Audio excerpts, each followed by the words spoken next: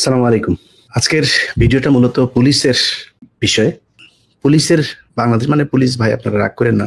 আপনাদের চরিত্রটাই বানানো হয়েছে। এখানে কেউ সৎ থাকলেই তার চাকরি করা কঠিন। অনেক সৎ মানুষ আছেন আপনারা। কিন্তু এই সংস্থাটা মূলত করাপ্টেড একটা সংস্থা।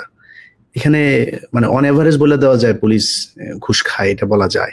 তো আমরা অনেক কিছু জানি 5 তারিখের পর থেকে কোন কোন ডিআইজি, খুলনার কোন বিশেষ ব্যক্তি, কারা কারা কোটি কোটি টাকা, শত শত কোটি টাকার মালিক হয়েছেন, আওয়ামী লীগের লোকজনকে টাকা পয়সা নিয়ে বিভিন্ন পদে বসাচ্ছেন, ট্রান্সফার করছেন, পদোন্নতি দিচ্ছেন, এসব আমরা জানি।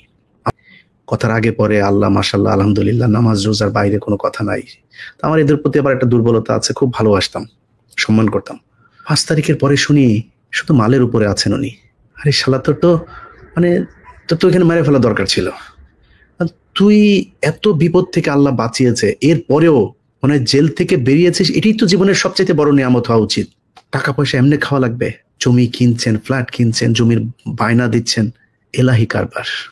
কিন্তু এখন যারা এসছেন 15 বছরের অভুক্ত ভুকা নাঙ্গা, ওনারা এসে যা পাচ্ছেন তাই খাচ্ছেন।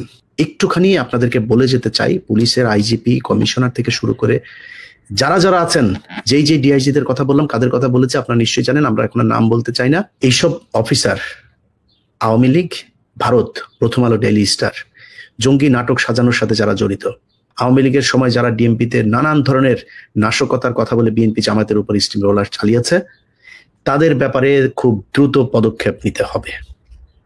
যদি না নেন, আপনার এই চেয়ার কিন্তু বেশি দিনের না। আপনারা যারা এখন চেয়ারে এসে বসেছেন তারা কয়দিন পরে থাকবেন না। আপনাদেরকে আজকে বলছি, আমি আইজিপিকে পর্যন্ত এই বিষয়গুলো জানিয়েছি। ওনাদের মনে হচ্ছে যেন সুরসুরি লাগে, চুলকাইলে সুরসুরি লাগে, খুব একটা টের পায় না আসলে সুরসুরিটা দিচ্ছে কোথেকে। কয়দিন পরে কিছু করার থাকবে না। না মাসুদ করিমরে সরাইতে পারবেন, না আমারে কিছু করতে পারবেন। মান সম্মান নিয়ে থাকতে দিব না সমাজে। আমরা অনেক কিছু মেনে নিচ্ছি, মেনে নিব, কিন্তু এই জায়গায় ঠিক হইতে হবে।